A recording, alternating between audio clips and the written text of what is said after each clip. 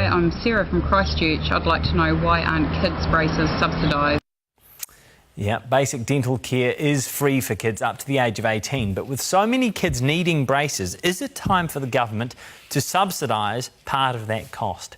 Joining me from the Revive a Smile charity is Dr. Assil Russell. Tēnā koe, good morning, Assil. Good morning, Jack. Why doesn't the government subsidise braces? Look, in an ideal world, everything for everyone would be subsidised when it came to dentistry.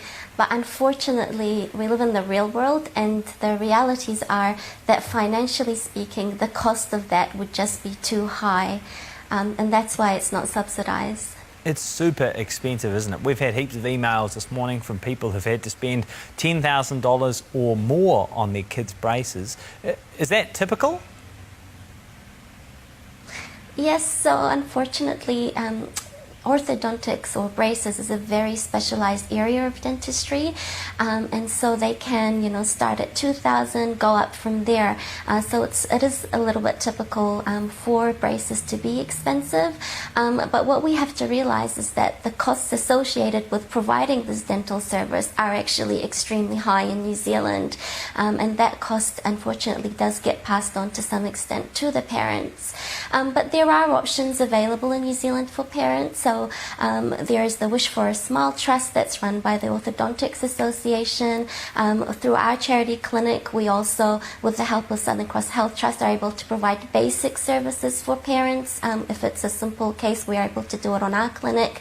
And we have a network of specialists and dentists that provide payment plans and discounts to parents. So there are some alternative options for people who are really struggling to afford to pay for their kids' treatment. Even for families on an average income, though, I mean, $10,000 per child is an enormous expense. Why is it so expensive, Assil? Yeah, so like with everything in dentistry in New Zealand, it's highly regulated, and that's the way it should be because we want to provide an extremely high standard of care.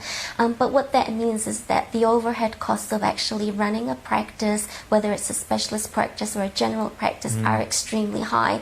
And we know this firsthand with our Revive a Smile charity clinic. I mean, we're seeing patients from 8 till 8 usually, and then the rest of the night we spend on our fundraising efforts and seeing how we can keep our clinic sustainable because the costs are so high for us. And it would cost an orthodontist tens of thousands of dollars, if not maybe $100,000 just to train.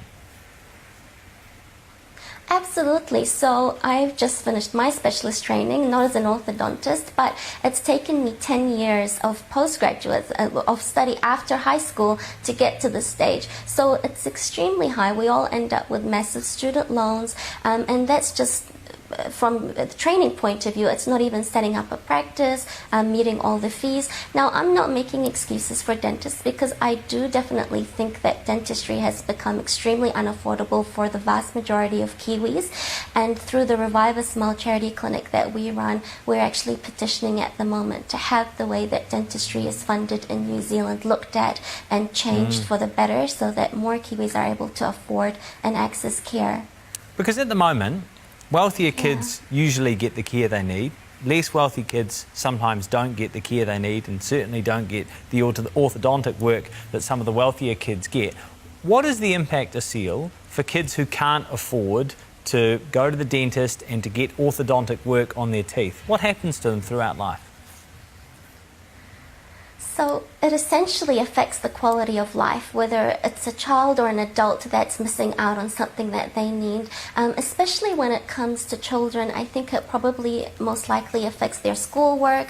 They are perhaps also get bullied at school if the teeth are really unsightly or crooked.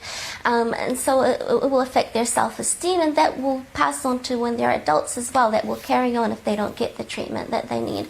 But as I said, if there's people out there that are watching and they are needing a helping hand, there are avenues to look into. And we see the same thing with adults as well, Jack. Like, it's really not just about the kids.